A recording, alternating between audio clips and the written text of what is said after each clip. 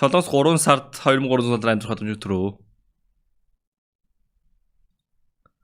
Analytics revenue last 90 days 1715. 1715 доллар. Энэ болонгууд Vive-нээс орж иж байгаа мөнгө, үзэгчдийн та нарын одоо member болсон мөнгө, супер чат илгээсэн мөнгө бүгд нийлээд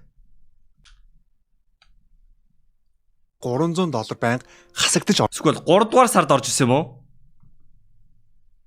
Зөвхөн 3 дугаар сард юм болов? Марч. Окей, мен 3 дугаар сар тэгвэл 559 гинэ. Окей.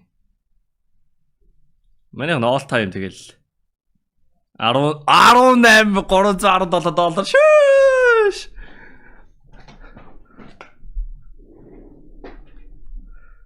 Тэгтээ яг үндэ YouTube-ээс орж иж байгаа мөнгө манийхны орлогоны